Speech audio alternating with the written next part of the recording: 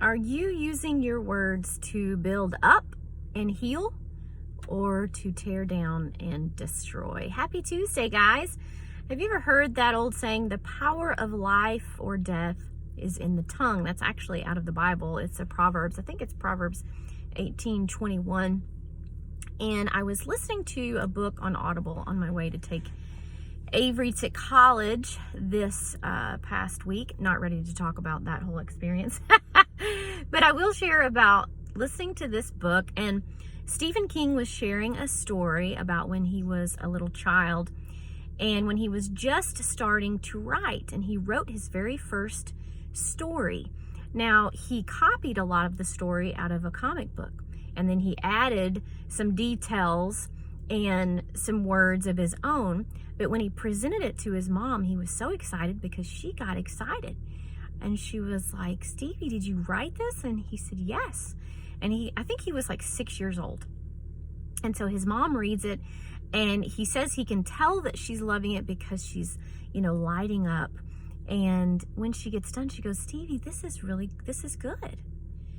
Did you write this on your own? And then he confesses, that he wrote some of it, but not all of it.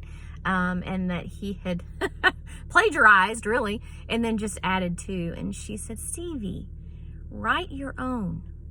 You can do better than this. Write your own. And so he continues to say that he decided to write his very own story and create it and create the characters. And it was just a little story, a 4-page story. I think it was about a trick rabbit or something.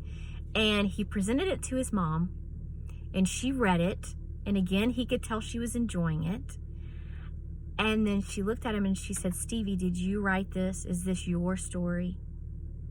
And he said, yes, proudly. And she said, this is really good. Now, think about, and he mentioned that this was the best compliment that he's ever gotten in his entire, history career of being an author. And think of all of the amazing compliments that Stephen King has probably gotten, right? Now, I'm not a big horror person, but I can appreciate that he's an amazing storyteller. And I thought, what if his mom had used different words over him? What if Stephen King's mom had said, you call this a story? You might as well never write again. This is horrible. Do you think Stephen King would have become this renowned, globally known author? Maybe not. Because the power of life and death is in the tongue. She spoke life over him.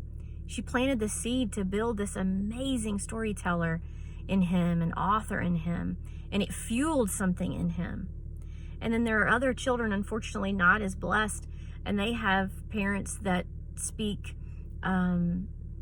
death over them, that they're stupid, that they'll never amount to anything. And unfortunately, a lot of times, my husband works in the inmate industry.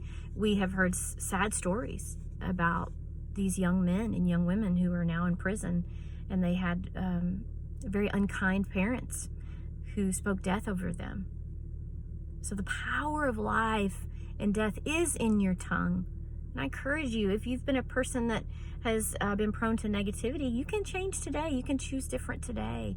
Start speaking encouragement and life over yourself, over your children especially. It can make such a difference. It can be the difference between prison and being a world-renowned author. You just never know.